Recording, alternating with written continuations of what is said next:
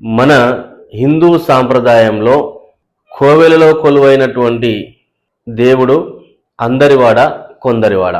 కోవెలలో కొలువైనటువంటి కొలిచే దేవుడు అందరివాడ కొందరివాడ అనేది నేను మీ అందరి నుంచి అడుగుతున్నటువంటి ఒక ఏ మతంలో లేనటువంటి నియమ నిబంధనలు.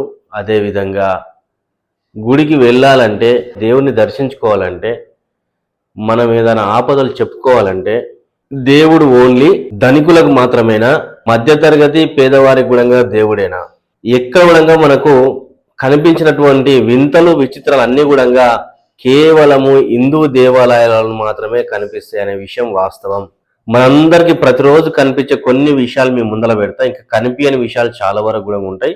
కోవెల్లో కొలువైనటువంటి దేవుడిని దర్శించుకోవాలంటే మధ్యతరగతి కుటుంబము ఒక వెహికల్ వేసుకొని గుడికి వెళ్తే పార్కింగ్ దగ్గర మినిమం 50 నుంచి 100 రూపాయలకు తక్కువగా పార్కింగ్ ఉండదు.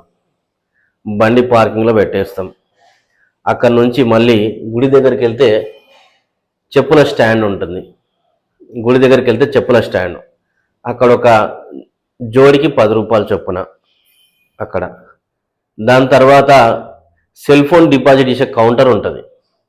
ఆ కౌంటర్లో 10 రూపాయలు పెట్టి సెల్ ఫోన్ డిపాజిట్ చేయాలి. రెండోది వచ్చేసి ఇక్కడ దేవుడు ఎవరికి ఎంత విలువైనటువంటి సమయంలో దర్శనం ఇస్తాడు అనేది ఇక్కడ మొదలవుతుంది. ధర్మదర్శనం, 100 రూపాయల దర్శనం, 300 దర్శనం, 500 దర్శనం. నాకు కూడా ఆత్మాభిమానం ఉంటుంది. నాతో పాటుగా నా కుటుంబ సభ్యులు వచ్చారు, వాళ్ళందరినీ కూడా నేను దర్శనం చేపియాలి. నాకు అదొక గర్వంగా నేను ఫీల్ అవుతా. కాబట్టి ఇక్కడ నేను ఏ టికెట్లో వెళ్ళాలి. ధర్మ దర్శనంలో వెళ్తే గంటలు గంటలు నిలబడాలి ఒకటి. రెండోది, నేను అక్కడికి వెళ్ళగానే నేను 2-3 గంటల లైన్లో నిల్చొని దేవుడి దర్శనానికి వెళ్తే అలా 2 సెకండ్లు కూడా నన్ను నిల్చొని ఉన్నటువంటి పరిస్థితి. అదేవిధంగా టికెట్లు తీసుకొని దర్శనానికి వెళ్తే ఆ మర్యాదలు అవన్నీ వేరే ఉంటాయి, అది వేరే విషయం. ఇంకా వీఐపీలకు అది చెప్పక్కర్లేదు. వీఐపీల యొక్క దర్శనాలు మళ్ళీ అది వేరే విషయం. అది చాలా పెద్ద విషయాలు అవన్నీ కూడా. సో మళ్ళీ లోపలికి వెళ్ళిన తర్వాత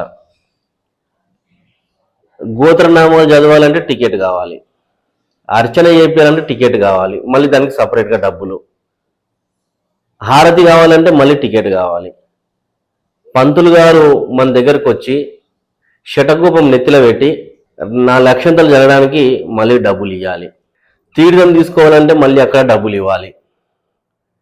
ప్రసాదం తీసుకోవాలంటే మళ్ళీ